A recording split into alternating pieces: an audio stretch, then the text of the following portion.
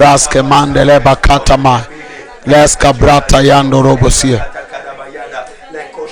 makoraba shata yandele basie makoraba saka yandele basie makoraba saka yandele basai mantori bakata yandele basai lasko brata yandele basai makoraba saka yandele basie raske brata yandele basai. Katika jina la Yesu Kristo tumeomba. Amen. Paza amen kwa jina la Yesu. Amen. Paza amen kwa jina la Yesu. Amen. Hakuna mtu atakayebaki nyuma katika jina la Yesu. Hautakuwa nyuma kwenye hatima yako katika jina la Yesu. Hautakuwa nyuma kwenye biashara yako kwa jina la Yesu. Mahali popote ambapo Bwana amekuweka wewe utakuwa mbele katika jina la Yesu. Utakuwa mbele kwenye biashara yako. Utakuwa mbele kwenye huduma yako, utakuwa mbele kwenye ofisi yako, utakuwa mbele kwenye taifa lako katika jina kuu la Yesu Kristo. Piga kelele, sema amen kwa jina la Yesu. Nao nataka tuangalie kitu kimoja ambacho kitatusaidia tunapoenda kuliombea taifa tena na kuombea watumishi wa Mungu katika taifa la Tanzania. Amen. Bwana Yesu asifiwe.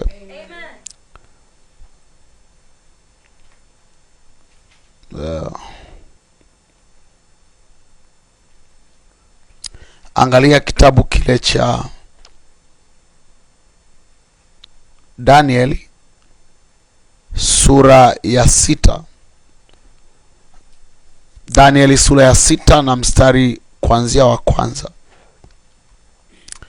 Maandiko yanasema, ilimpendeza Dario kuweka juu ya ufalme maliwali 120 wawe juu ya ufalme wote, na juu yao akaweka wakubwa 3, na Danieli alikuwa mmoja wao, ili maliwali hao watoe hesabu kwao, mfalme asipate hasara.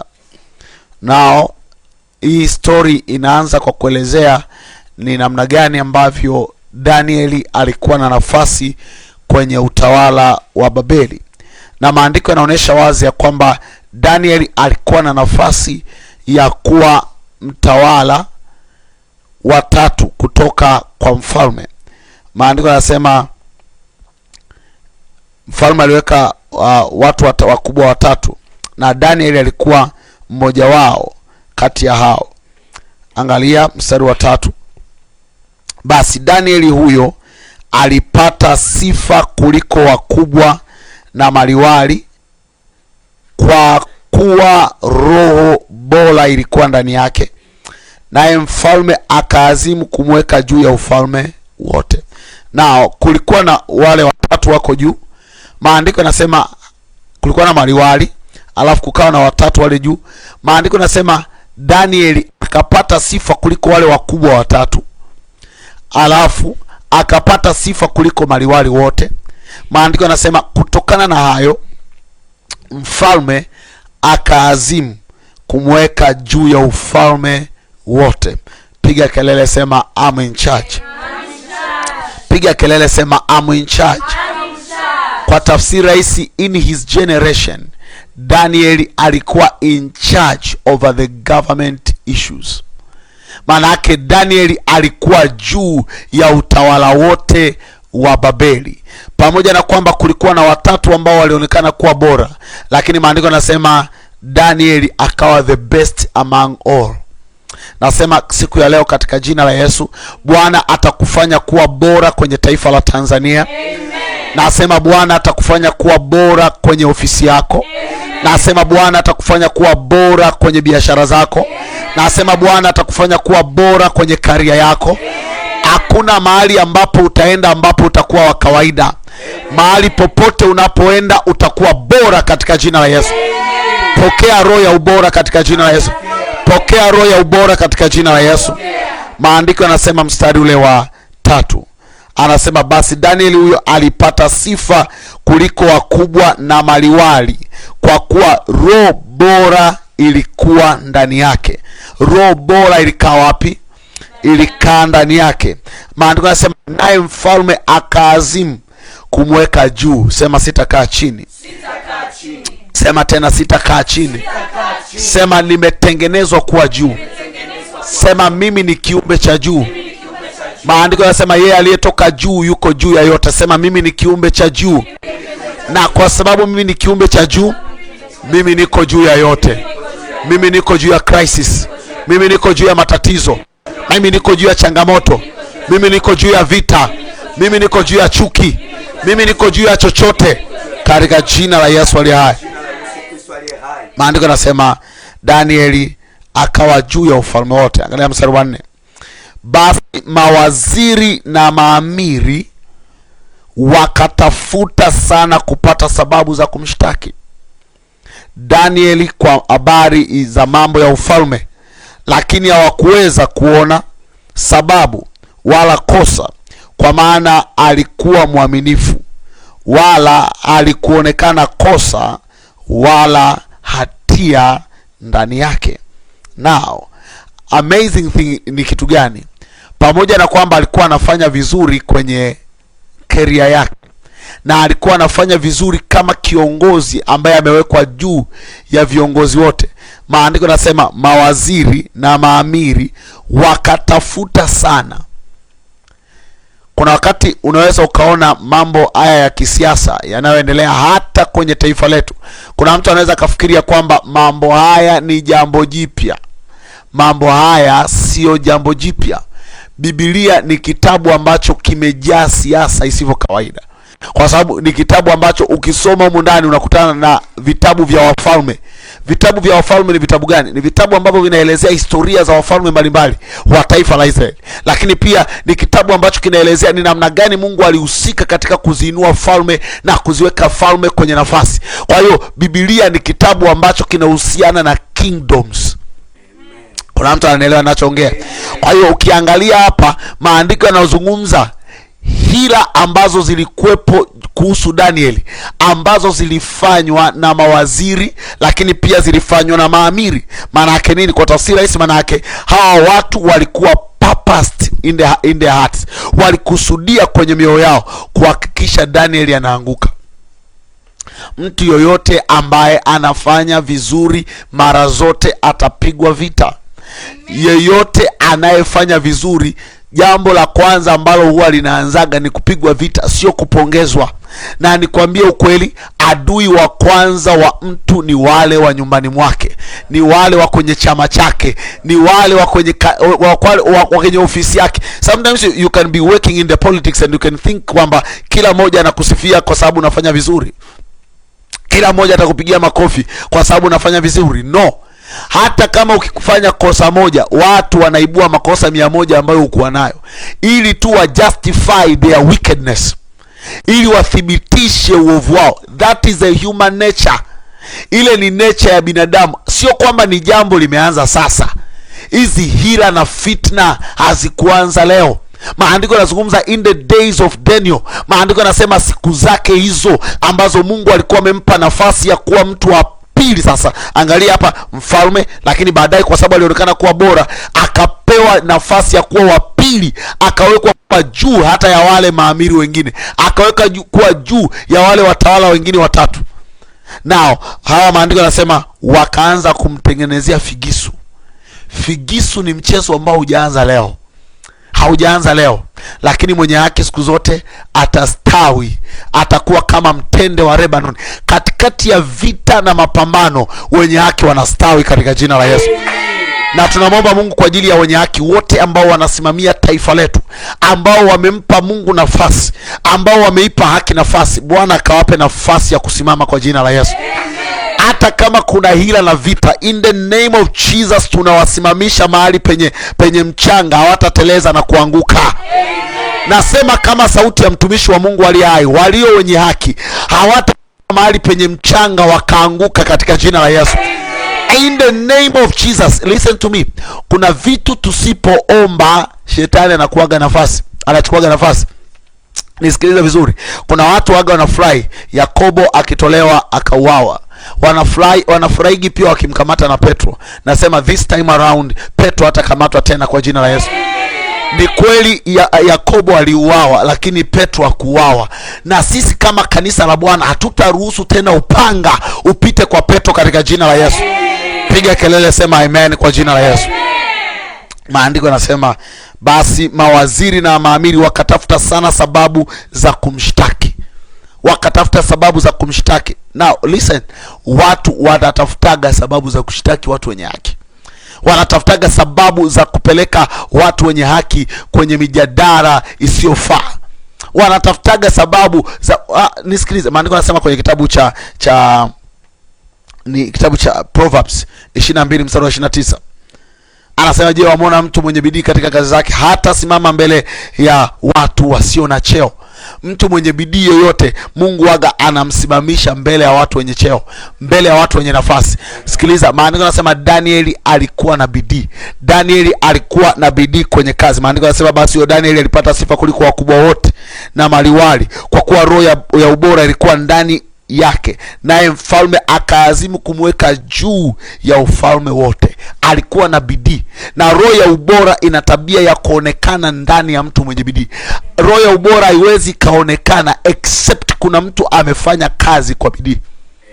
So lazima kuwe na kazi ambazo zinaonekana kwenye mikono ya huyu mtu mwenye bidii, alafu then baada ya hapo ndipo tunaanza kusema roho ya ubora iko ndani yake. Roho ya ubora iko ndani yake. Ninamwombea mtu mmoja katika jina la Yesu aliye hai, roho ya ubora iwe ndani ya mtu mmoja katika jina la Yesu. Nasema roho ya ubora iwe ndani ya mtu mmoja katika jina la Yesu. Piga kelele, sema amen.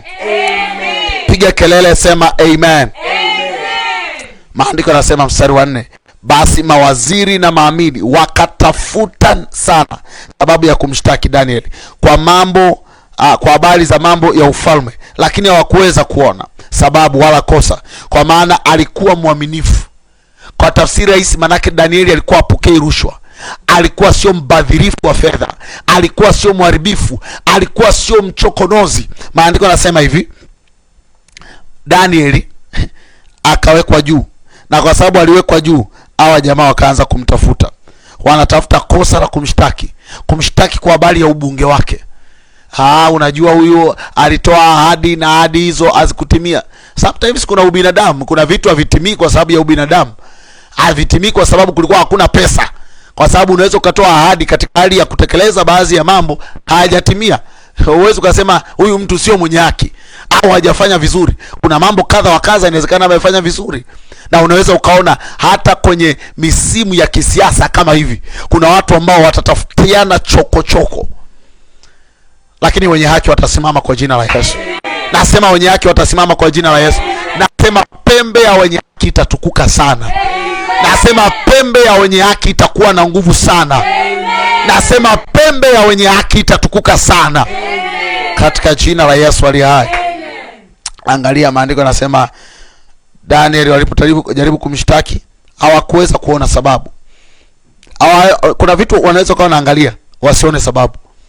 Watakuchunguza wasione sababu. Watakutengenezea hata vibonzo ili wapate sababu. Wataconnect na AI ili wapate sababu. At least tu waseme tu huyu jamaa kakosea. For the politics atmosphere of our nation. Hakutakuwa na wenye haki ambao watamezwa na upepo wa waovu. Nasema tena, hakutakuwa na wenye haki ambao watamezwa na upepo wa waovu. Tunaukamata kila upepo wa maneno ya wasio haki, upepo wa maneno ya waovu. In the name of Jesus, we bury those words. We bury those words. We bury those waves. In the name of Jesus. Ulimwengu wa roho na kila atmosphere ya maneno na kila atmosphere ya nguvu za giza ambayo imekuwa imesupporti maneno katika ulimwengu wa roho, yeyote ambaye amejifungia na kujiapiza ya kwamba atawapiga wenye haki gizani, in the name of Jesus, hao wote waliojipanga kwa vinywa vyao wanachimbiwa shimo, wanatumbukia. Nasema wanachimbiwa shimo, wanatumbukia. Watajikuta wanasifia baada ya kulaumu. Watajikuta wanasifia baada ya kutengeneza figisu. Katika jina la Yesu Kristo. Piga kelele, sema amen. Kila njia ya mwenye haki imenyoka. Imenyooka sio kwa sababu ya watu, imenyooka kwa sababu ana Mungu aliyenyooka. Maandiko yanasema hivi, mstari wa 5, ndipo wale watu wakasema, hatutapata sababu ya kumshtaki Danieli huyo tusipoipata katika mambo ya sheria ya Mungu wake. Kuna watu wakikosa sababu ya kushtaki wataingia kwenye mambo ya dini. Huyu bwana kwa sababu ni Mkristo, huyu bwana kwa sababu ni mlokole, huyu bwana kwa sababu ni nini. Maandiko yanasema walitafuta sababu wasione, wakatafuta sababu kwa Mungu wake, wakatafuta sababu kwa Mungu wake. Let me tell you, nyinyi wa Kristo, katika jina la Yesu, naomba niwahubirie leo. Kuna vitu mnatakiwa msimame, sio tu kwa kuonesha ya kwamba mna haki, lakini simameni pia kwa Mungu wenu. Moja ya kitu ambacho I love so much Muslims, ninachowapendea Waislamu, sio tu wakiingia kwenye siasa wanasimama tu kwa ajili ya siasa, no, wanasimama tu kwa ajili ya taifa, no, lakini wako on the ground, wanasimama kwa ajili ya Mungu wao. Hawana mchezo kwenye swala la Mungu wao. Unaweza kumkuta mwanasiasa ni Muislamu akosi ibada, ila utakutana na Mkristo ameingia kwenye nafasi ndo ameacha ibada. Na ndio maana hata baada ya wakati kupita Mungu hawapi tena nafasi. Utaona kwenye misimu ya kampeni wale ambao walikuwa ni Wakristo ndo wanaanza kuhudhuria makanisani ili wapate nafasi. That is a great mistake. Kitu ambacho ndugu zetu Waislamu wanampenda Mungu wao, wawe ni kipindi cha kampeni, sio kipindi cha kampeni, ikiwezekana kabisa wanaenda kuhiji, wanaenda kuhiji kuonesha kwamba sisi ni Waislamu. Na ukiwakuta wana defend mambo yao, kuna sehemu wakiwa wanaongea kuhusu dini yao wanaongea vizuri kweli, ila Wakristo ni kumung'unya maneno, hawataki kuonekana eti kwamba wao ni wa dini. Sio kwamba wewe ni mdini, unaonesha wewe unampenda Mungu wako. Na listen to me, nilielekeza siku ya jana, maandiko yanasema hivi, wamjuao Mungu wao watakuwa hodari. The great mistake ambayo watu wengi wanafanya ni kuto kumjua Mungu wao na kumpa Mungu nafasi. So you can be in the political realm, lakini Mungu wako yuko mbele. Daniel alikuwa kwenye siasa na alikuwa wa pili baadaye katika utawala. Maandiko yanasema, angalia, maandiko yanasema aliendelea kumpenda Mungu, aliendelea kuwa na ushirika na Mungu. Na maandiko yanasema hivi, hata walipotafuta sababu ya kumuua, hata walipotafuta sababu ya kumtoa kwenye nafasi, maandiko yanasema hawakupata. Maandiko yanasema wakaanza kutafuta sababu, wakaanza kutafuta kwa Mungu wake, kwa sababu walijua kabisa huyu jamaa tumpati. Tukiingia kwenye siasa hatumpati, tukiingia kwenye hili hatumpati, huyu jamaa Mungu wake.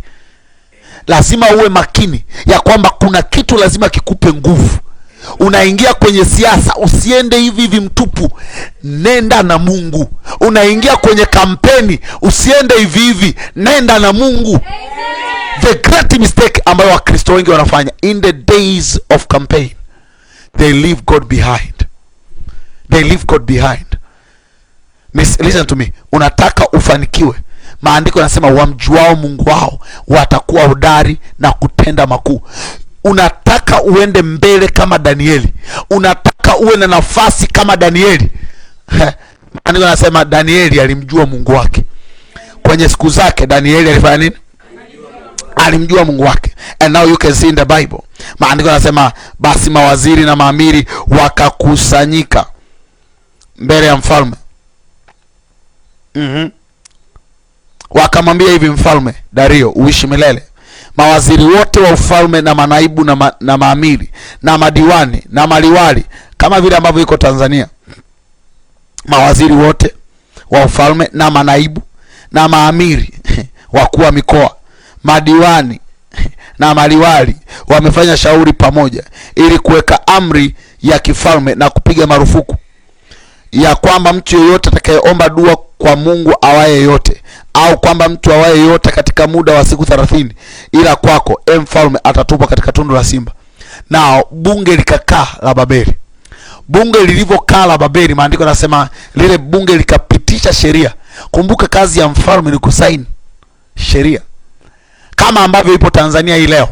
Maandiko yanasema wakaingia kwenye sheria za Mungu wa Danieli, wakatafuta sababu. Na listen, sababu waliokuwa wanaitafuta ni kwa Mungu wake. Maandiko yanasema okay, mtu yoyote ambaye ndani ya siku 30 hata muabudu mfalme, huyo mtu atatupwa kwenye tundu la simba. Tutaangalia huko mbele, atatupwa kwenye tundu la simba. Kwa hiyo sheria walioikalia wakasema, sisi wote tutakuwa tunaimba mfalme aishi milele, mfalme ndiye Mungu wa Babeli, mfalme ndiye tutakaye muabudu ndani ya siku ngapi? 30. Kwa mambo ambayo tunaweza tukawa tunayaona kwenye misimu kama hii, mambo ambayo yanamtoa nafasi, yanaweka wala kwamba ndio Mungu. Haya mambo sio kwamba hayakuepo, yalikuepo toka enzi hizo. Watu wanapaswa watetemeke mbele ya mfalme, watetemeke, waanguke kwa muabudu kama Mungu. Tena maandiko yanasema ndani ya siku 30. Ndani ya siku 30. Inawezekana ikawa ndani ya miezi mitatu, inawezekana ndani ya kipindi hiki. Sasa hivi utaingia utakutana na wanasiasa hawamsemi tena Mungu kwamba Mungu anaweza kuwasaidia. Wanaangalia wanasema tu mfalme fulani, unajua mheshimiwa fulani, mheshimiwa fulani. Sio vibaya kuheshimu waheshimiwa, ila kuna watu wamepita level, wameingia kwenye level ya kuabudu watawala. Sasa unapoingia kwenye level ya kuabudu watawala, kuna Mungu ambaye alikusudia kukuweka kwenye nafasi, anakushusha. The problem is unapomtoa Mungu kwenye nafasi yake, alafu ile nafasi unampa mtawala. Listen to me, I want to tell you, anayeinua watu ni Mungu, anayewaweka watu kwenye nafasi ni Mungu, anayewapa watu urais ni Mungu, anayewapa watu ubunge ni Mungu, anayewapa watu waziri ni Mungu, anayewaweka watu kwenye nafasi za utawala ni Mungu. Now you must learn to honor God first. I've learned this enough. You must have God first mentality kwenye kitu chochote. God first mentality, God first mentality, God first mentality. Issue ya kwamba watawala walipaswa kuogopwa na kuabudiwa haikuanza leo. Unajua kuna system ya sheria zinaweza zikatengenezwa ili kuhakikisha hawa watu wanamheshimu mfalme, wanamuabudu mfalme, wanainama mbele ya mfalme. Hazikuanza leo. Mifumo ilikuwepo toka wakati ule, mifumo ambayo ilikuwa inatengeneza sheria, na hizi sheria zilitumika kubadilisha mioyo ya watu kutoka kwa kumwabudu Mungu kwenda kuabudu watu. Politics. In this season, God must be in charge. And when God is in charge, you are in charge. Danieli alijua kwenye siku zake, kama nitamweka Mungu kwanza, I know I'll be in charge. Kwa sababu kulikuwa na kisima cha hekima ambacho Danieli alikuwa anachota hekima yake. Kulikuwa na kisima cha hekima ambacho Danieli alikuwa anaenda kuvuna hekima yake. Wakati wanamwona Danieli ana hekima, walikuwa wanasahau ya kwamba kulikuwa na Mungu ambaye Danieli alikuwa anamwabudu. Basi angalia ule mstari wa 7. Maana anasema wakatengeneza shauri la pamoja. Sema shauri la pamoja. Sema shauri la pamoja. Sema wakaweka amri. Alafu wakaweka marufuku. Sema wakaweka marufuku. Sema wakaweka marufuku. Sema wakafanya shauri, wakaweka amri, wakaweka marufuku. Katika jina la Yesu aliye hai, kila amri, kila shauri na kila marufuku ambayo imetengenezwa kisiasa ili kuwaangusha wenye haki, in the name of Jesus, hizo amri, hizo marufuku, hizo shauri, katika jina la Yesu, we bring them down. Amen. We bring them down. Amen. We bring them down. Amen. We bring them down. Amen. Listen to me. Unajua kuna vitu ambavyo vinaendelea katika ulimwengu wa roho, na hivi vitu vinavyoendelea katika ulimwengu wa roho vinasema walokole wasipewe nafasi, waliookoka sana wasipewe nafasi, waliookoka sana wasipewe nafasi, watu wa mlengo huu wasipewe nafasi, watu wanaoonekana wanamwabudu Mungu sana, wanaomba sana, hawa watu ni hatari. In the spirit these things are going on, but we stand against those mashauri in the name of Jesus. Tunasimama kinyume na hayo mashauri. We stand against those counsels in the name of Jesus. Tunasimama kinyume na hizo spirit of manipulation in the name of Jesus. Every spirit of manipulation and all manipulators we bring them down in the name of Jesus. Go down now. Go down now. Kuna vikao vinakaliwa, these people they don't deserve anymore. Kuna walokole hawajui ya mambo, wanafikiri wanakaa kimya and mambo yako okay, but there are voices that are coming. Kuna sauti zinakuja zinasema these people, but Mungu ataigeuza meza ataipindua kwenye msimu huu. Wale ambao walionekana wafai, Mungu atawapa nafasi. Nasema tena, wale ambao walionekana wafai, Mungu anawapa nafasi. Nasema wale ambao walionekana wafai, Mungu anawapa nafasi. Anawapa nafasi. Bwana anabatilisha mashauri yao. Anabatilisha mashauri yao. Anabatilisha mashauri yao. Wenye haki wanapenya katika jina la Yesu. Wanapenya katika jina la Yesu. In the name of Jesus. Something is going on in the spirit. But we are the winners. We are the winners. We are the winners. Hakuna system za dunia ambazo zina nguvu kuliko Kristo. Hakuna system za dunia ambazo zina nguvu kuliko Bwana. Hakuna mabaraza ya duniani ambayo yana nguvu kuliko baraza la mbinguni. Hakuna mabaraza ya wanadamu ambayo yana uwezo kuliko baraza la Mungu aliye hai. And right now, kila baraza la ufalme wa giza, kila vikao rendo sita labadia, we bring them down in the name of Jesus. Every evil council that is sitting right now to discuss evil wishes against the righteous, in the name of Jesus, we bring those evil council down in the name of Jesus. Kila mashauri ya waovu ambayo yamekaliwa na meza, wanajadiliana, wanapanga, wanaratibu, ayatoske brando sevragida antozebias, we bring them down in the name of Jesus. They are falling down with their evil counsels. They are falling down with their evil counsels. They are falling down with their evil counsels. They are falling down with their evil plans. In the name of Jesus. In the name of Jesus. In the name of Jesus. Maandiko nasema hawa watu walitengeneza sheria kwamba watu wote waombe kwa mfalme, wafanye dua kwa mfalme. Kwa tafsiri rahisi, wageuke kuwa machawa wa mfalme. Now this is a great mistake.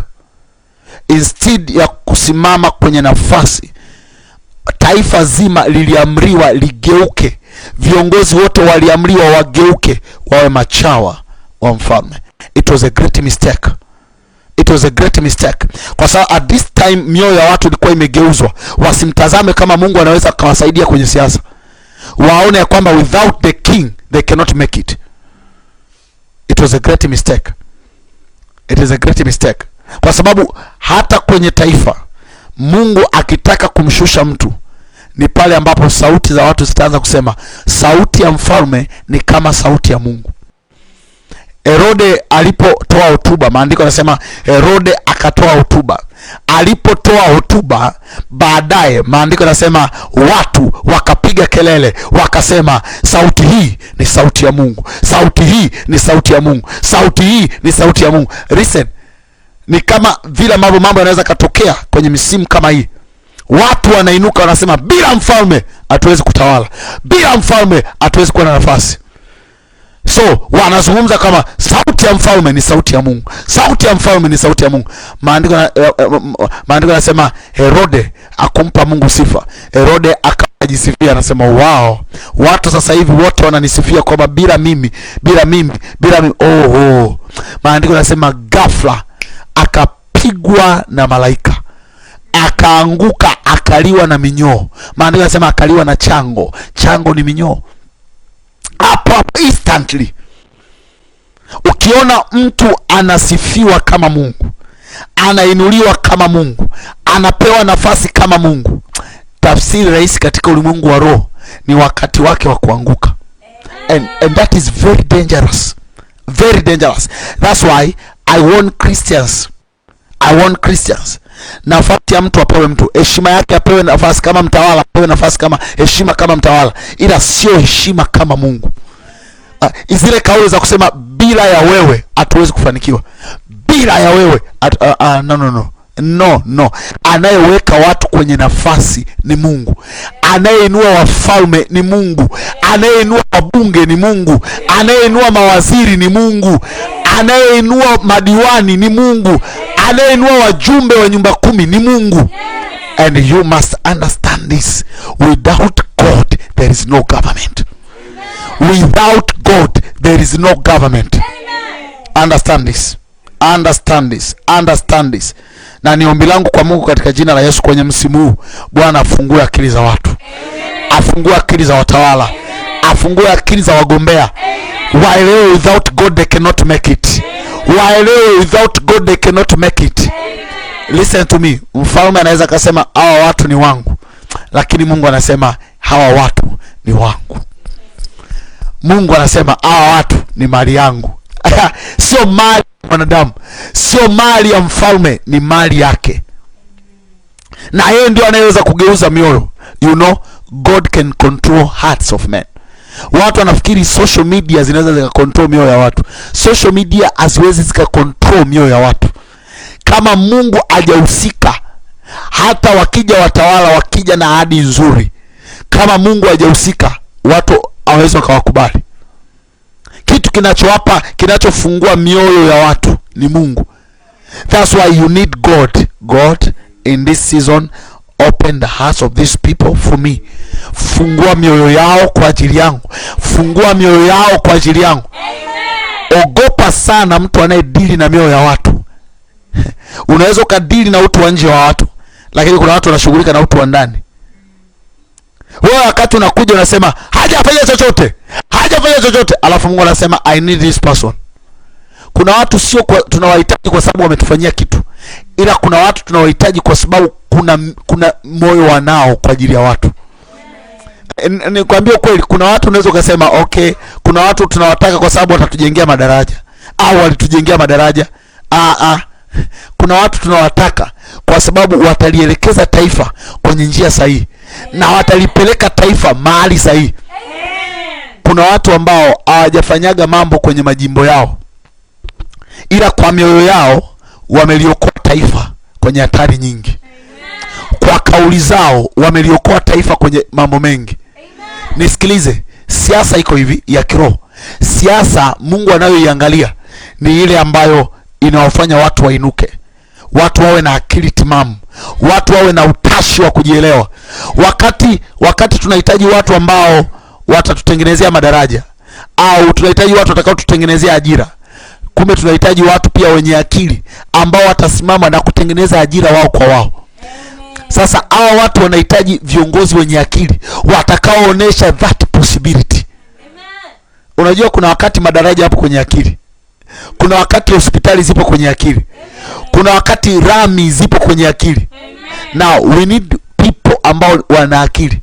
Maandiko yanazungumza kwenye kitabu cha Mwanzo, wakati Yusufu anatoa recommendation ya mtu ambaye anatakiwa awe kiongozi wa kusimamia miradi ya taifa. Anasema hivi, mtafute mtu mwenye akili na hekima. Akusema mtafute mtu aliyetujengea barabara. Kwenye taifa la Tanzania tunahitaji mtu mwenye akili na hekima, mtu ambaye atajua nini afanye, wapi afanye, saa ngapi afanye, vitu viende saa ngapi. We need such kind of a person. Unisikilize vizuri. Tunao watu ambao wana promise mambo, wanaahidi mambo, lakini kwenye msimu ule usika wa kampeni ndo wanakuja kutekeleza mambo.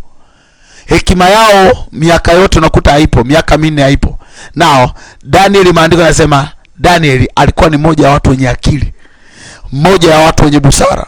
So we need such kind of people in our nation. Amen. We need such kind of people in our nation. Amen. Na tunaombea uongozi ujao, Bwana akainue viongozi wenye akili. Amen. Akainue viongozi wenye hekima. Amen. Akainue watu ambao watageuza taifa la Tanzania.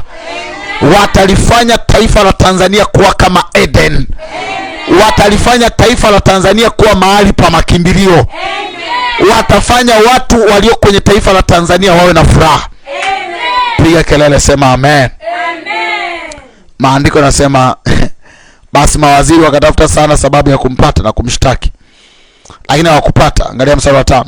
Ndipo wale watu wakasema, hatutapata sababu ya kumshtaki Danieli isipokuwa kwenye mambo ya Mungu wake. Mstari wa 7 wakatengeneza sheria. Amen. Tuende mstari wa 8. Maandiko yanasema, sasa mfalme, piga marufuku ukatie sahihi maandiko haya yasibadilike, kama ilivyo sheria ya Wamedi na Waajemi isiyoweza kubadilika. Maandiko yanasemaje? Wakamlazimisha mfalme atie sahihi. Na hii sahihi ilikuwa ni nini? Kuweka kwamba atakayeabudiwa ndani ya siku 30 atakuwa ni mfalme. Great mistake. Great mistake. Mstari wa 9. Basi mfalme Dario akayatia sahihi maandiko yale na ile marufuku. Mstari wa 10. Hata Danieli alipojua ya kuwa yale maandiko yamekwisha kutiwa sahihi, akaingia nyumbani kwake, na madirisha katika chumba chake yalikuwa yamefunguliwa kukabili Yerusalemu. Akapiga magoti mara 3 kila siku, akasali, akamshukuru Mungu, akashukuru mbele za Mungu wake, kama alivyokuwa akifanya tokea hapo. Maandiko yanasema wakati ule Danieli akaongeza masaa ya kusali, na alienda mbali zaidi. Maandiko yanasema akawa anafungua madirisha. Let people know that you have God. Wakati watu wengine wanapiga kampeni za uchawa, wewe jua kabisa ya kwamba mimi nahitaji kwanza Mungu. Haujanielewa? Nasema hivi, kitu ambacho unakihitaji kwanza sasa hivi ni kujua ya kwamba sasa unamhitaji nani? Mungu. Unamhitaji nani? Mungu. Every politician in this season, you must know that you need God in this season. Amen. You must know that you need God in this season. Amen. You must understand that you need God in this season. Amen. You must understand that you need God in this season. Amen. You must know that you need God in this season. Amen. Wakati watu wengi wamebadilika, wanafikiri rushwa itawasaidia. Ongeza masaa yako ya kuomba. Amen. Ongeza masaa yako ya kuomba. Amen. Ongeza masaa yako ya kuomba. Amen. Masaa yako ya kuomba yatabadilisha hatima yako. Amen. Masaa yako ya kuomba yatakuwa ulinzi kwako. Amen. Daniel alipofahamu ya kwamba sheria imepitishwa, watu wote lazima tuwe kama machawa kwa mfalme. Wote tuwe tunamwabudu mfalme. Maandiko yanasema Daniel yeye akaongeza masaa ya kuomba kwa Mungu aliye hai. Wow, this is so amazing. Huyu mtu ameshajua kwenye msimu huu machawa ndo anaongezeka. Yeye anasema now I'll pray more. I'll pray more. I'll pray more. I'll pray more. Unatakiwa usemaje? Nitaomba zaidi. Nitaomba zaidi. Mstari wa 11. Basi watu hao wakakusanyika, wakaita press conference. Basi watu hao wakakusanyika pamoja, wakamwona Danieli akiomba dua na kusii mbele za Mungu wake. Wakamwona, sio kwamba walikuwa wanahadithiwa, wakaenda mahali anapoomba. Maandiko yanasema wakamwona Danieli akiwa anafanya dua, akiwa anasujudu mbele za Mungu wake. Don't fear. Don't fear. Amen. Don't fear. Amen. Don't fear. Amen. Don't fear. Amen. Don't fear. Amen. Nisikilize, usiogope kuonesha kwamba wewe umemwamini Mungu. Usiogope. Amen. Maandiko yanasema wamjuao Mungu wao watakuwa hodari na kutenda makuu. In this season, ondoa moyo wa hofu. Amen. One of the things that you need is to pray more. Amen. Is to pray more. Amen. Is to fast more. Amen. Is to increase your relationship with God. Amen. Maandiko yanasema mstari wa 12, ndipo wakakaribia wakasema mbele ya mfalme katika habari ya ile marufuku ya mfalme, je, ukuitia sahihi ile marufuku ya kwamba kila mtu atakayeomba dua kwa Mungu awaye yote, au kwamba mtu awaye yote katika muda wa siku 30, ila kwako? Maana yake atakuwa chawa wako, atakuwa anapiga kelele akilimba jina lako kila mahali, akiimba pambio zako kila mahali. Ukiona uchawa wa kuanza leo, uchawa ulianza toka wakati huo. Maandiko yanasema hawa watu waliamriwa kwenye ufalme wote wawe machawa, wawe wanaimba jina la mfalme, wawe wanaimba pambio la mfalme, wanalisifu jina la mfalme, wanapiga magoti mpaka chumbani, wanasema jina la mfalme. Sasa uchawa sasa hivi angalau hata ukiwa chumbani unalala na mke wako. Wa zamani ilikuwa ukiwa chumbani uimbe jina la mfalme, uombe jina la mfalme. Ukiwa umekaa huko kwenye kikao lazima uliimbe jina la mfalme, ulitaje jina la mfalme. Ukiona mambo haya yanayoendelea, kila kitu no that is wrong. Now I want to remind watawala wote, kuna nafasi ya Mungu. Amen. Kuna nafasi ya Mungu and amen, don't take the part that belongs to God. Usichukue utukufu wote ambao ni mali ya Mungu. Amen. Yani iwe ni mtawala ni Muslim, iwe mtawala ni Mkristo, kuna nafasi ambayo ni untouchable, haiguswi na mtu yoyote. Ni nafasi ambayo ni ya Mungu peke yake. Yani ikifika level watu wanakaa wanataka waimbe pambio za jina la mtu, jina la mfalme. Haya mambo yalitokea kwenye Danieli sura 6. Watu walikuwa wanapaswa kuimba jina la mfalme kila mahali, wakiwa na wake zao na watoto wao, wanawaambia anayetakiwa kuabudiwa, unajua aliyetusaidia kujenga hii nyumba ni nani? Ni mfalme. Aliyetuletea ugali hata kama ni wewe ulienda kulima ni mfalme. Aliyetuletea matikiti maji hapa kwenye hii meza unaona na maparachichi na hizi ndizi ni mfalme. Aliyetuletea ubwabwa ni mfalme. Now it happened then. It was a great mistake. Tell us. Maandiko yanasema basi wakajibu kwa mstari wa 12, alright. Anasema je, ukutia sahihi marufuku ya kwamba kila mtu atakayeomba dua kwa Mungu awaye yote au kwa mtu awaye yote katika muda wa siku 30 ila kwako mfalme atatupwa katika tundu la simba? Mfalme akajibu akasema, neno hili ni kweli kama ilivyo sheria ya Wamedi na Wajemi isiyoweza kubadilika. So mfalme akasema, hiyo ni sheria niliyopitisha mwenyewe, ni sheria ambayo haibadiliki. So mfalme akubali kuwekwa kwenye level moja na Mungu wa Israeli. It is a great mistake pale ambapo mtawala anawekwa kwenye nafasi ya Mungu. Mtawala anawekwa kwenye nafasi ya nani? Ni great mistake. Sema great mistake. Sema great mistake. Makosa mengi yanayofanyika kwenye tawala sasa hivi ni pale ambapo watawala wa dunia wanaonekana wana nguvu kuliko Mungu. Hakuna mtawala mwenye nguvu zaidi ya Mungu. Hakuna mtawala mwenye nguvu zaidi ya Mungu. Hakuna mtawala mwenye nguvu zaidi ya Mungu. Hakuna mtawala mwenye nguvu zaidi ya Mungu. Hakuna mtawala mwenye nguvu zaidi ya Mungu wa Israeli. Na anayeweza kuwaweka watu kwenye nafasi ni Mungu peke yake. Anayeweza kuinua wafalme ni Mungu peke yake.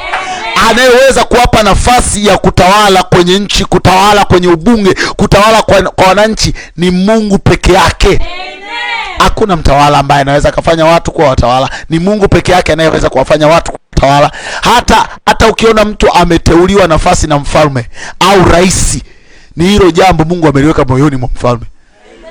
Listen to me. Sio tena kama ni jambo la kibinadamu, no. Ni jambo limewekwa na Mungu kwenye moyo wa mtu. Ni Mungu ameleta yule pale.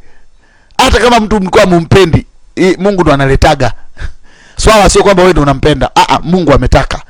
Ni swala la majira na nyakati. Mungu ndiye anasimamisha kila mtu kwa majira yake na nyakati zake. Ukiona mtu amekalia kiti kwa majira fulani, ni Mungu amemweka.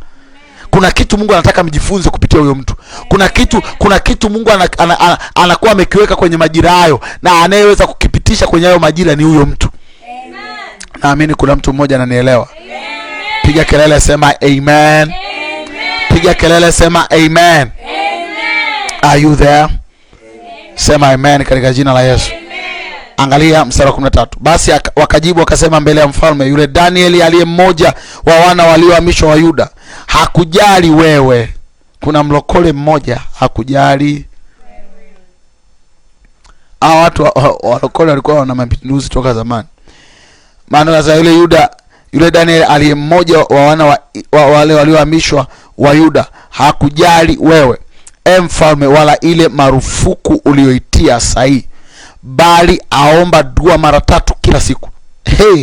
Maana yake kulikuwa na maspai ambao wanapeleleza huyu jamaa anaomba muda gani, anaomba saa ngapi, anaomba mara ngapi, anaomba kwa namna gani. Maandiko nasema huyu jamaa alikuwa akiomba dua mara ngapi?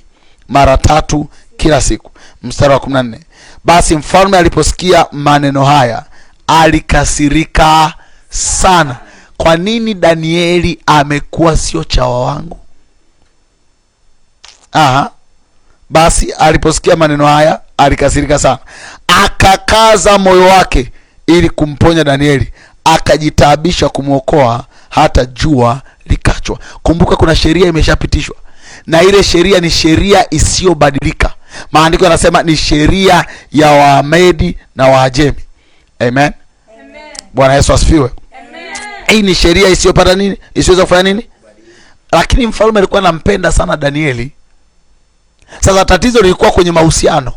Nampenda sana Danieli, lakini kuna sheria ambayo mawaziri wameshaipitisha, wabunge wameshaipitisha, maliwali wameshaipitisha, viongozi wa chama wameshapitisha. Hii sheria haibadiliki. Maandiko yanasema mfalme akawa anahangaika namna gani atamrescue Danieli, lakini sheria imeshapitishwa. Unanielewa ninachoongea? Kila sheria iliyopitishwa katika ulimwengu wa roho ambayo haibadiliki, ambayo inawaweka wenye haki katika moto, inaweka wenye haki katika hali ya uharibifu, katika jina la Yesu hiyo sheria inaondolewa saa hii. Nasema tena hiyo sheria inaondolewa saa hii. Nasema hiyo sheria inaondolewa saa hii. Sometimes watu wengi hawajui kuna sheria ambazo zinakuepo za vyama vya siasa au sheria za kiutawala ambazo zinawabanaga wenye haki. Nilimsikia kiongozi mmoja ambaye kwa kiongozi Mama Tibaijuka, Mama Profesa Tibaijuka, anasema kwenye kipindi hiki mtawala yoyote ambaye ataonekana anasimamia haki ata survive kwa shida. You know there is God who can help people. Hata kwenye msimu ambao inaonekana ni ngumu sana wenye haki kusurvive, Mungu anaweza ka create environment ya wenye haki kusurvive. Sometimes watu walioko kwenye siasa hawawezi kukwambia ya kwamba mazingira yaliyoko huku ni magumu na tunahitaji msaada wa Mungu, kwa sababu tunatamani vitu hiki vina hivi visimame, haki hii na hii isimame. Wanashindwa kuongea, wanashindwa kutamka kwa sababu ya mazingira ya chama, mazingira ya kisiasa ni magumu. Tunaombea wanasiasa wote ambao wanapenda haki kwa jina la Yesu. Bwana awape kusimama katika jina la Yesu aliye hai. Even in this season, may God help them to stand in the name of Jesus. Tunawaombea katika jina la Yesu aliye hai, neema ya kiungu ya kusimama kwenye haki iwe juu yao kwa jina la Yesu. Neema ya kiungu ya kusimama iwe juu yao katika jina la Yesu. You don't know, but sometimes it's very hard.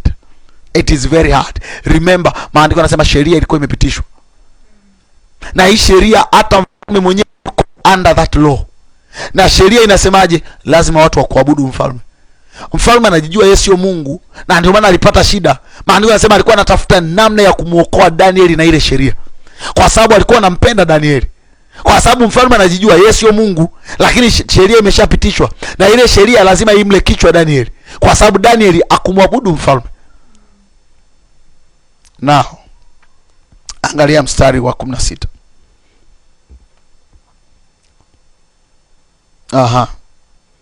Basi mfalme akatoa amri, nao wakamleta Danieli, wakamtupa katika tundu la simba. Maana yake wakamtoa penye nafasi, wakamweka penye hatari. Unanielewa ninachoongea? Maana yake Danieli aliondolewa kinga ya mfalme. Kulikuwa na kinga ya nini? Kwa sababu wakati ule walikuwa wanasubiria neno la mfalme, huyu mtu avuliwe madaraka. Maana yake alipokuwa natupo kwenye tundu la simba, cha kwanza alitolewa madaraka. Unanielewa ninachoongea? Cha pili, aliondolewa nafasi yake kwenye chama cha mfalme. Cha tatu, aliondolewa nguvu yake juu ya watu wengine wote, kwa sababu alikuwa na nguvu juu ya watu wote kwenye taifa la Babeli. Now you can understand one thing. At this time Daniel alikuwa hana kinga yoyote ya mfalme, kwa sababu aliyemweka juu alikuwa ni mfalme. Kwa hiyo ile kinga ikaondolewa. Kwa kwa sababu ya kukataa kuwa budu mfalme, kwa sababu ya kukataa kuwa chawa wa mfalme. Maana yake alikuwa anatakiwa aimbe pambio za mfalme kila mahali. Aimbe pambio, mfalme wewe ndio Mungu, mfalme wewe unanipa ugali, mfalme wewe unanipa. Hata kwenye maombi sijawahi kuomba kusema Baba ninakushukuru kwa ajili ya mfalme au kwa ajili ya rais wangu aliyenipa ugali leo. Nasema Baba, katika jina la Yesu ninakushukuru kwa sababu umenipa chakula. Sasa imagine in those days wanaomba wanasema mfalme Dario, tunakushukuru kwa sababu umetupa chakula. Hey, Mungu anatafuta aone nafasi yake, aioni. Anaiona kwa Danieli peke yake. Kuna nafasi ambayo utakiwi kumpa mtu. Amen. I want to remind you, kuna nafasi utakiwi kumpa mtu. Amen.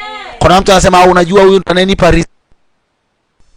Baba yetu uliye mbinguni, jina lako litukuzwe, ufalme wako leo, riziki yetu. Hata mfalme anapewa riziki na Mungu. Amen. Hata wanadamu wote, viongozi wa kisiasa wanapewa riziki na Mungu. Riziki yako haiko kwa mtu, riziki yako ipo kwa Mungu. Amen. Mungu aliye hai anapitisha riziki yako kwa watu. Amen. Riziki ipo kwa Mungu. Mungu anapitisha riziki yako kwa watu. Amen. Kwa haupaswi kumwabudu mtu anayepitishiwa, anayetumika kama njia. Mwabudu Mungu aliyetoa. Amen. Baba, ninakushukuru kwa sababu umetupa chakula hiki, ukakibariki katika jina la Yesu. Hauwezi ukasema rais, tunakushukuru kwa kuwa umetupa chakula hiki. No, that is great mistake. Great mistake. Great mistake. And sometimes kwenye lifestyle za watu utaona kuna picha zinaoneshwa ya kwamba now it is not God, it is a man. Great mistake. Great what? Mistake. Maandiko yanasemaje kwenye mstari wa 16? Basi mfalme akatoa amri, wakamleta Danieli, wakamtupa kwenye tundu la simba. Mfalme akamwambia Danieli, akanena akamwambia Danieli, Mungu wako unayemtumikia daima, yeye atakuponya. Remember? Mfalme alijua ya kwamba Danieli anamtumikia Mungu aliye hai. Namba 2, alijua ya kwamba Mungu wa Danieli ana nguvu hata juu ya simba. So akamwambia Danieli, akata namtupa kwenye tundu la simba. Ametupa pa. Akamwambia Danieli, najua Mungu wako atakuponya na simba. Amen. Na Danieli yupo kwenye nini? Hivi unaelewa ninachoongea? Maana yake even the king himself admitted, I'm not God, Daniel. I cannot save you even this time, even this hour. One thing that is sure is that your God can save you. Unanielewa ninachoongea? Even the king himself knew that this man was not supposed to worship me because I'm not God. I'm not God. Deep down their hearts, though they are great politicians, they know they are not God. Wanajua deep down their hearts. Wanatengeneza tu mazingira ya kukuthreaten. Wanatengeneza tu mazingira at least ya uwaone kwamba wana nguvu. But deep down their hearts, they know they are not God. They cannot make anybody somebody. Amen. They know only God can make anybody somebody. Wanajua kabisa hawawezi kumfanya mtu yote kuwa chochote. Wanajua Mungu ndo anaweza kumfanya mtu asiye chochote kuwa chochote. Wanajua deep down their heart. Deep down. Don't fear them. Amen. Don't fear them. Amen. Daniel, don't fear them. Amen. God can make you somebody. Hata kama wamekutupa kutoka kwenye wamekutoa kwenye nafasi, wamekutupa kwenye tundu la simba, remember your God can save you. Amen. Your God can save you. Amen. Your God can save you. Amen. Your God can save you. Amen. And we send that help from Zion in the name of Jesus. Bwana, na utume msaada wako kutoka Sayuni kwenda kwa watu wako ambao umewaweka kwenye nafasi in the name of Jesus. Amen. Let there be your help, oh God, in the name of Jesus. Amen. Wale wasimamiao haki ambao hawana msaada, God, I pray right now, stand for them in the name of Jesus. Stand for them in the name of Jesus. Bwana mwenye haki, unayeweza kusimamia wenye haki, unayeweza kuwa vindicate wenye haki, vindicate them in the name of Jesus. Oh God, help them in the name of Jesus. Help them in the name of Jesus. Help them in the name of Jesus. Wasaidie katika jina la Yesu. Let there be help from Zion. Maandiko yanasema Daniel tupo kwenye tundu la simba. Kwenye season kama hii unaweza ukaona watu, kwa sababu ya mambo ya kisiasa mbalimbali, kuna uharibifu unaendelea. Watu watekaji wanaenda wanateka watu. Nao hakuna mtu mtekaji atakayekuwa na nguvu kwa wenye haki in the name of Jesus. Bwana anakamata mikono ya watekaji in the name of Jesus. Anakamata nguvu za watekaji kwa jina la Yesu. Anakamata fikra za watekaji kwa jina la Yesu. Yeyote aliyekusudia kumpiga mwenye haki gizani amngushe, hatafanikiwa kwa jina la Yesu. Sawa na neno la Bwana, kila silaha itakayofanyika kinyume cha mwenye haki haitafanikiwa, na kila ulimi utakaoinuka maroske brahados kwa habari ya hukumu, Bwana atahukumu kuwa mkosa.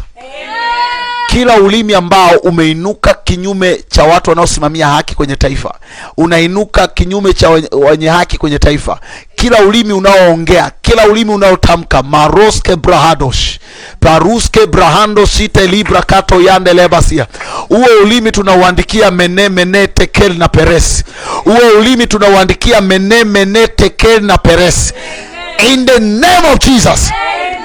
In the name of Jesus. In the name of Jesus. In the name of Jesus.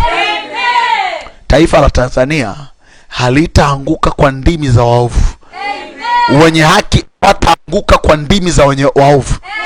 Maandiko yanasema hawa mawaziri na manaibu waziri, maliwali na madiwani na watu wenye vyeo walipopanga figisu kinyume cha Danieli, tunasema hawa watu hawakufanikiwa kama ambavyo walipanga, na kama ambavyo wanapanga, na kama ambavyo watapanga. Bwana atawa expose in the name of Jesus. Bwana atawaangusha katika jina la Yesu. Nasema tena, Bwana atawaangusha in the name of Jesus. Angalia mstari wa 16 tena. Basi mfalme akatoa amri, nao wakamleta Danieli wakamtupa katika tundu la simba. Mfalme akanena akamwambia Danieli, Mungu wako unayemtumikia daima hajawahi kushindwa. Hajawahi. At that moment even the king himself became a preacher. He became to remind Daniel, remember, even in those days your God saved you. Even in those days God saved you. Walipotaka kukuua kwa sumu, Mungu alikuokoa. Uliposhindwa kutembea kwenye wheelchair, Mungu alikuokoa. Kwa nini uogope kwenye msimu huu kwamba Mungu wako atafeli? Mungu wako daima atakuokoa. Atakuokoa na vinywa vya waovu. Atakuokoa na vinywa vya wabaya. Don't fear, man of God. Don't fear. Jehovah will save you. Jehovah will save you. Jehovah will help you. Don't fear when they speak. Don't fear when they talk. Don't fear when they plan. God will make their plan to be vain plan. Their plan will fail in the name of Jesus. Je, wajua ya kwamba Bwana anakuwazia mema? Don't fear. Jehovah God Almighty is with you.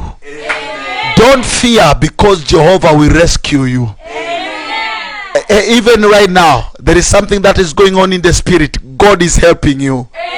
Peroske brahantos kebradia kora diska frandos kebrahadias korimando frekiato shati amandos bratoske fragado shande sibadai kaya doske manto rekodai roske mande lebrakado shigegege sodoria mandos kebradias mando fregi anta zibra ato legi taro sadia mante grado shade hataya vanto jedia paro sadia mahade korase tia korades prandos kebradia makoradia kota embrasia kotia ma reko shate mando robosia toria freginas maruske didonte keduse dia poto faronde sedino shorina maskedia brandos kedias mandelebra kata mandoles kabradias. Yeye ndiye anayepanga na kupanga wafalme. Yeye ndiye anayeinua na kuinua watu. Yeye ndiye anayewaweka watu kwenye nafasi. Yeye ndiye anayewapa watu nguvu. Yeye ndiye anayetangaza watu, na yeye ndiye anayejua ni njia gani anayoweza kutumia kutangaza watu na kuwapa majina, na jina lako litasikika, na jina lako litakuwa na nafasi, na jina lako litaimbwa. In the name of Jesus. In the name of Jesus. Amen. In the name of Jesus. Yeye aliyekuokoa ndiye anayekuokoa hata sasa. Yeye aliyekuokoa ndiye anayekupa nafasi hata sasa. Hakuna mtu atakayeondoa kiti chako. Hakuna mtu atakayeondoa nafasi yako. Hakuna mtu atakayeangusha jina lako. Yeye Bwana ambaye anawaangusha watu ambao wanapanga uovu, anayewafedhesha watu wanaoratibu mabaya, ndiye Bwana atakayefanya hata sasa. Ndiye Bwana atakayefanya hata sasa. In the name of Jesus. Hallelujah. Hallelujah. Maandiko yanasema mstari wa 17, likaletwa jiwe likawekwa mdomoni. Don't fear about it. Wanapokuwekea jiwe mlangoni, asiingie tena, asije tena. Maroske bronda feria toskaba yako rabasia. Jiwe lako litazuia watu wasiingie kukusaidia, lakini jiwe lako halitazuia malaika kuingia kukusaidia. Jiwe lao halitazuia malaika kukusaidia. There is an angel from heaven has been sent for you. I see that angel right now. I see that angel. I see that angel. Matosha paroske bradias. Likawekwa jiwe katika tundu la simba. Likaletwa jiwe likawekwa mdomoni mwa lile tundu, naye mfalme akalitia muhuri kwa muhuri wake, kwa mihuri yake mwenyewe, na kwa muhuri wa wakuu wake, lisibadilike neno lolote katika habari za Danieli. Hey, maya taya yeto siya dakai. Remember, this God is alive. Even now is alive. Let them sign. Let them put their contract. Let them put those laws. Waache wakuwekee jiwe mlangoni. Waache wakuzibie milango. There is God in heaven. Yeye aliyeketi juu anacheka. Anacheka. Don't fear. Don't fear. Jehovah God Almighty is with you. Is with you. Maroske brahando skefregida antosadias resko brata kayama roska brande siatayama. Yeye ndiye aliyetengeneza hayo mawe. How can you stop him? Yeye ndiye aliyetengeneza hayo mawe. How can you stop him? Yeye ndo shibro hoska brata yandele bakadias roske brando siferedia mantos kebradia sheluske brando sheti akai paroske branda satama. Even in this season, yeye ndiye aliyetengeneza hayo mawe. Yeye ndiye aliyeweka hayo mawe. How can you stop him? Unawezaje kumzuia? Hauwezi kumzuia. Herusate paroske mai ratos kebradia. Hata Yesu mwenyewe aliwekewa jiwe mlangoni, hata jiwe alikumzuia. Paroskedia mai korosodia brandosia. Ile nguvu ya ufufuo na uzima ilipokuja, masodia keroske brande rosike diatoske mai paroske mande, ile nguvu ya ufufuo na uzima ikaondoa jiwe. Haya to sholoske mande kradias mantoske brato zite rigabai mandele brakato zedias shato le brakato mandele brakadias maroske brando suida perunofa antes kadia. Hata kama wakiweka muhuri kwenye hilo jiwe, remember kuna nguvu ya ufufuo na uzima. Shaloske brando siato parine mekotosa erosine maroske bratias oria mande sedia mai mandele brakata mai ata mandele basia paroske mandele basia. Haujajua kwamba wamjua Mungu wao ndio watakuwa hodari. Ento zebra kadio sobrenia. Even in the time of battle, these people, they will increase from grace to grace, from power to power, from influence to influence. Remember that word. Ma roske brendia siatai, koroske mande, roske bira antosiatai, manto ribasia. Don't forget about this. Don't forget about sleep. Don't forget about those visions. Ma ruske beria nosa, entelige paroske mai, mando roske beria ma, toraske dina, rotina ma roska brante keria, rama shodia mande lebasia, rama kosa ginosai, rama shadia ma. Yeye aliyeketi juu halali wala hasinzi. Maroske breniatos, maroske mande lebasia, makorata kaya mande lebasia, don toria tondoria tondoria, verinosa intariga do, sharinos kadia mai, doske mante libakai. Glory to God. Mande lebrakata mai.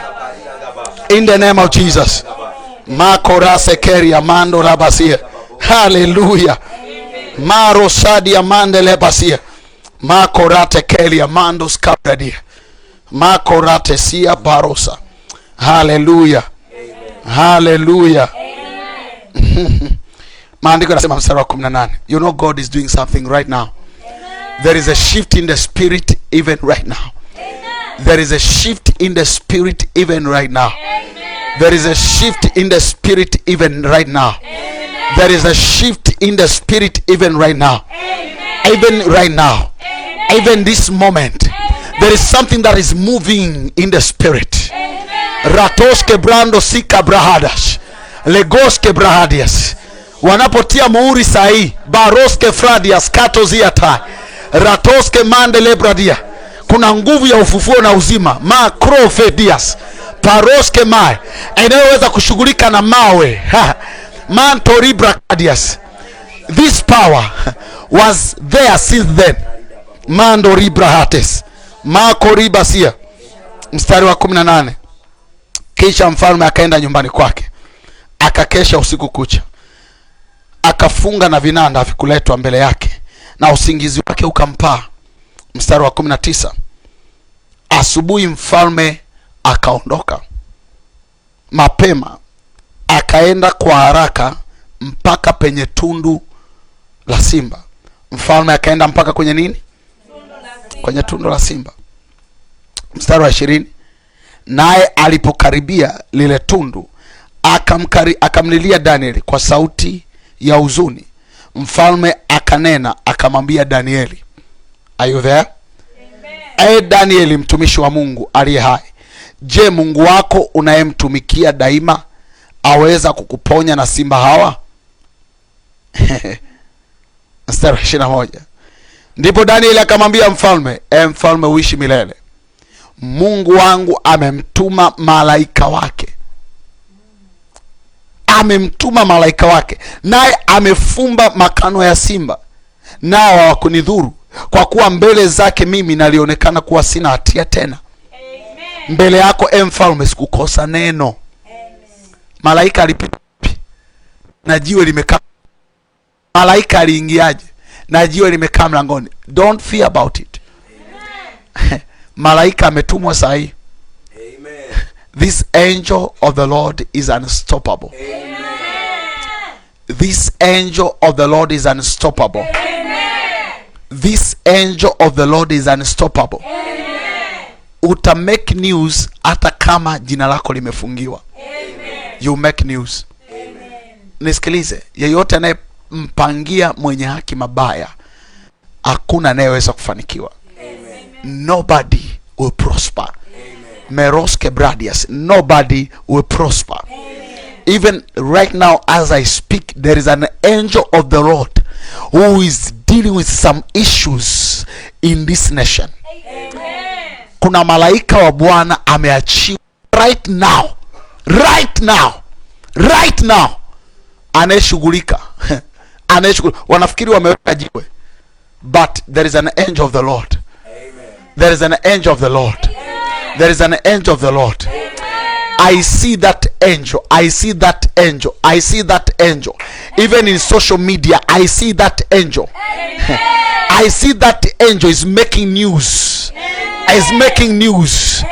is making news, is publicizing the news of righteous people. This angel is going beyond those stones.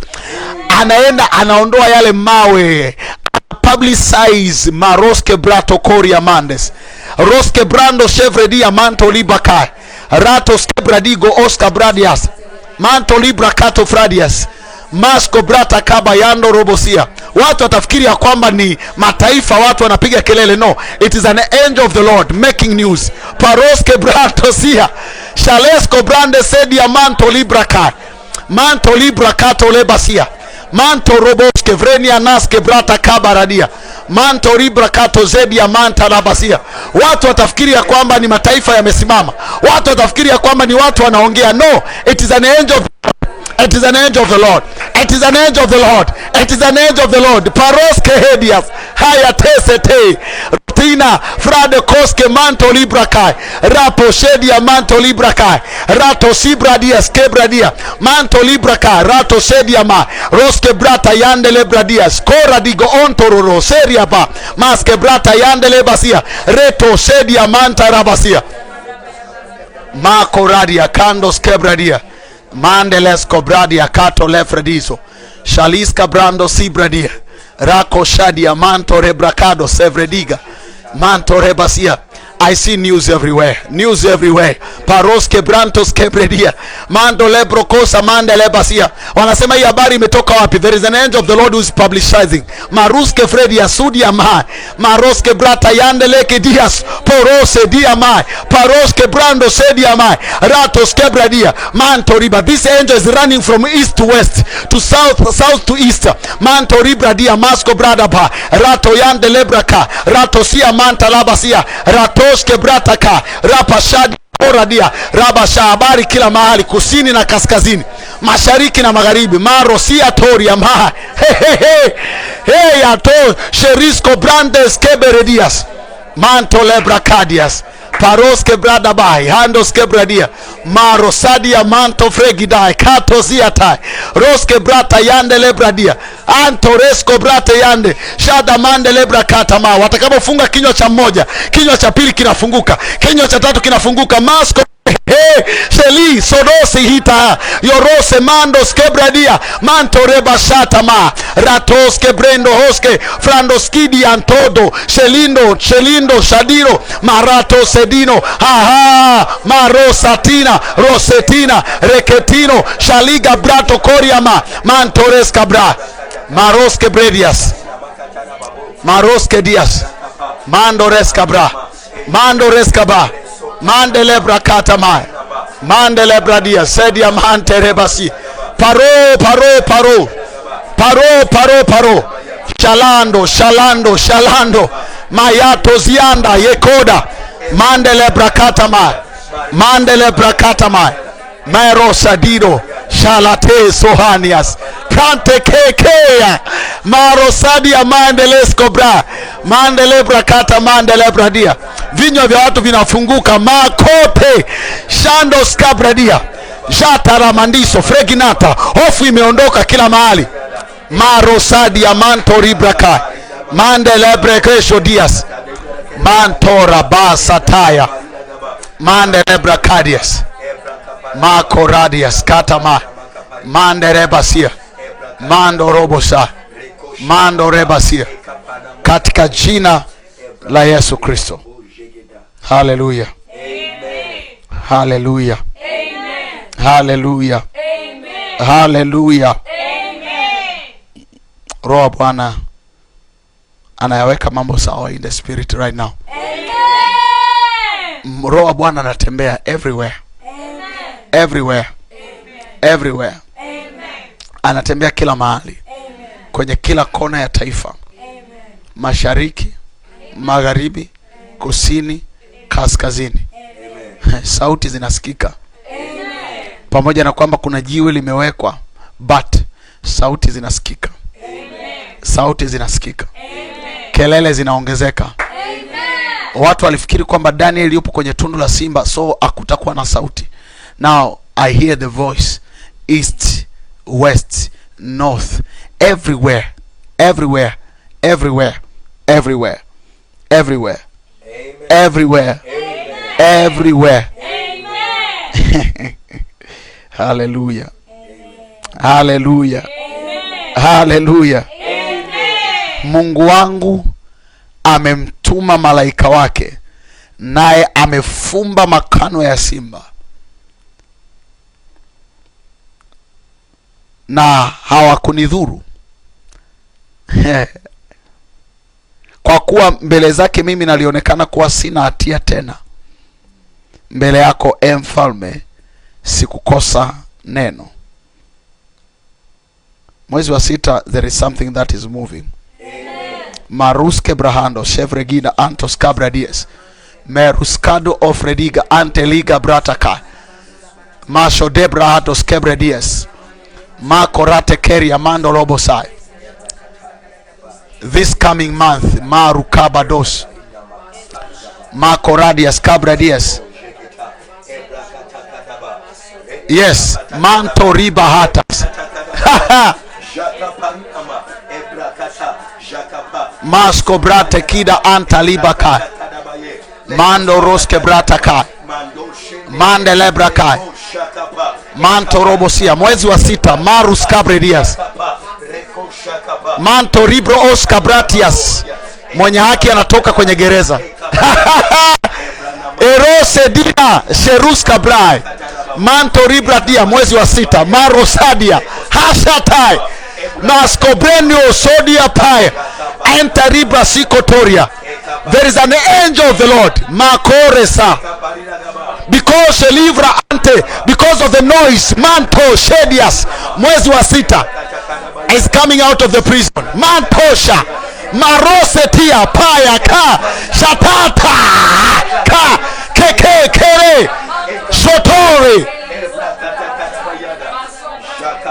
because the righteous must prevail. Maroske bredia sodia mai haki imeshinda. Shata rosete makore sigontes peruske brento shodia maruska brandos. Mwezi wa 6 koresko bratia ma palo shekinosa makata yakada shata yagaba shata rakada rototoria. Kama ilivyokuwa kwa Paulo na Sila, it is happening even right now. In the spirit is happening even right now. Kunaona gereza linafunguka. Pasheteri na ha. Ayate sorona seli ya kadia moshe tekera ruta ya kata ya eketelege ya mantoratisete makoradias ratekete hayadada hayadodo shatetete rotototo kototeke kama Mose makore nataya hey mayatai erataya kabados entokrone feliatai mandelebrakadias mandelebrakata. There is an angel of the Lord. There is an angel of the Lord who is coming in that prison, who is breaking that prison. Eroske manto rebaka manto ribrakata mai. Don't fear, usiogope mwenye haki. Mashtaka na hukumu zote zimefutwa. Peroske mando libro kosias ratoske brandes kabara. Baraza la mbinguni limesema rekodi ya mante roske branto zebradias rakataya ma ratekerios kobredias konta feranoske brandias ratoske bradias. Hukumu inapitishwa, hakuna hatia. Hey! Hey! Thank you Holy Ghost. Matayata. Hey! Mayate. Kayanano serina. Hayanando serino satai. Manto bretai. Makoradias. Manto la bekro hoske mande lebradi. Blessed be to God. Blessed be God. Blessed be God who has sent his angel to rescue his servant. Marus Kebrandos Kefrediga Antolebraka Mascobradias Cabradia Jetos Kebradias. Power to power, grace to grace.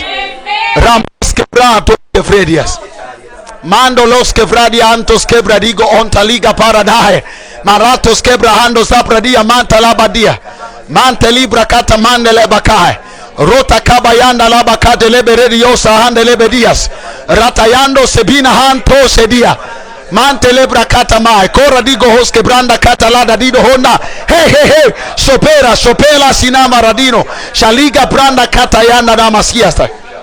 My God, my God. Blessed be God, blessed be God. Mando Lebra Kadia Mando Robosia. Even this season Manto Ribraka Mando Rabasia. You are coming out. You are coming out. Paros Kebrahades Cabradias. Mando Lebrakata Mando Revedias. Marco Rate Kebradias. Mando Robo Sabradias. Marco Rabasia. Eros Cabrada Kai. Laga Brata Cabradias. Mando Robosia.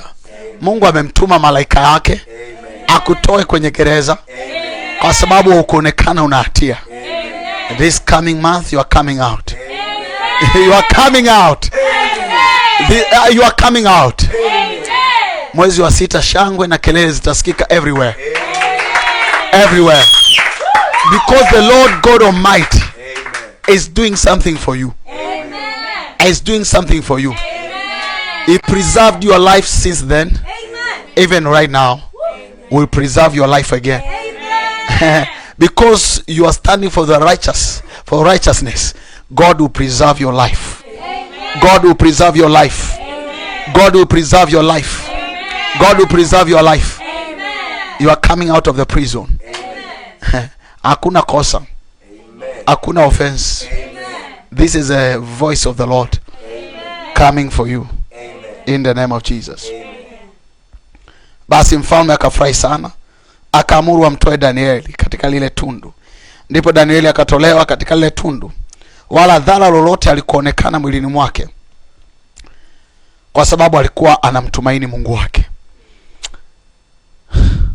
Mfalme akaamuru nao wakawaleta wale watu waliomshtaki Danieli, wakawatupa katika tundu la simba. This is bad news to those people who are standing against the righteous. A lion is coming for you. Amen. And this lion will devour you. Amen. Will kill you. Amen. Will destroy you. Amen. Mfalme akaamuru nao wakawaleta wale watu waliomshtaki Danieli, wakawatupa katika tundu la simba, wao na watoto wao na wake zao, na wale simba wakawashinda, wakaivunja mifupa yao vipande vipande kabla hawajafika chini ya tundu. This is a bad news to them. This is a bad news to them. Ni habari mbaya kwao, kwa sababu waliomtupa tundu kwenye tundu la simba, God will destroy them. God will destroy your enemies. Wote waliomtupa tundu kwenye tundu la simba kabla hawajafika chini wataliwa na simba.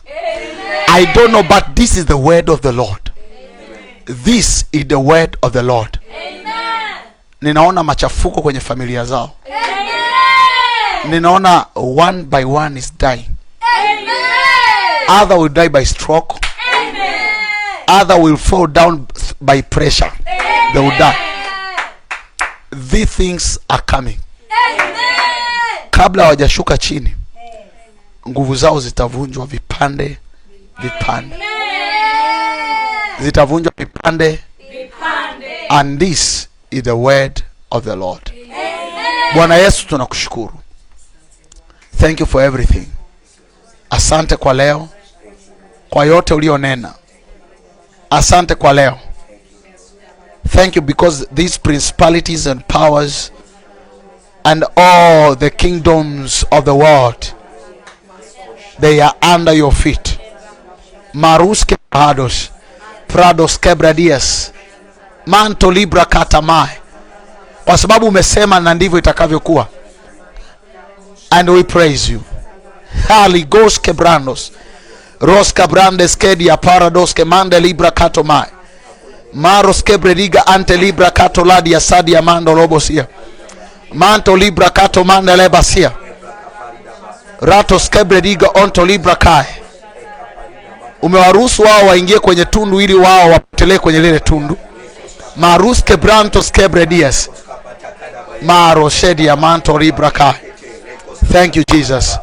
We praise you. We glorify you. Thank you for this nation. Thank you for this nation.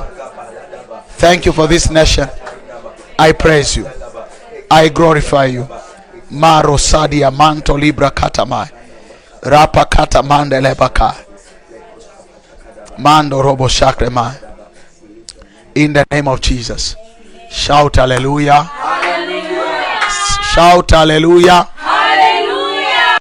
Kuna wimbo mmoja wanaimbaga, sijui ufanyalo, sijui utendalo, lile nalojua ukiamrisha vinakamili.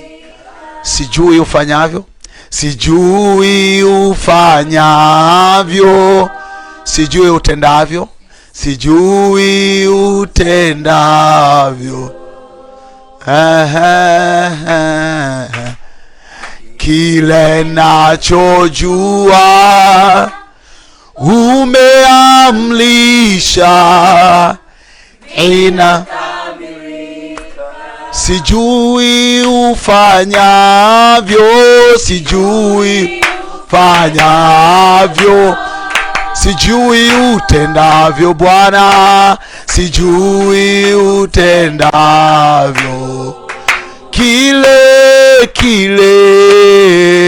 Kile nachojua umeamlisha vinakamilika.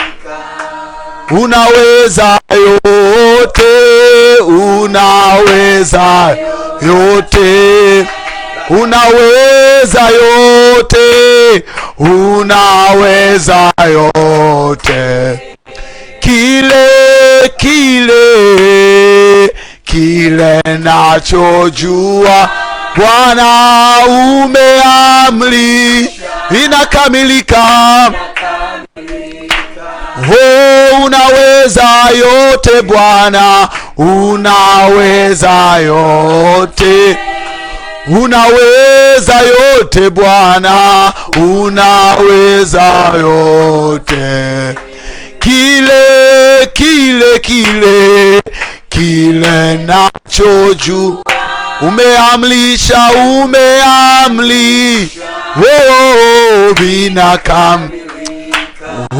unaweza yote Bwana, unaweza yote, unaweza yote, unaweza yote.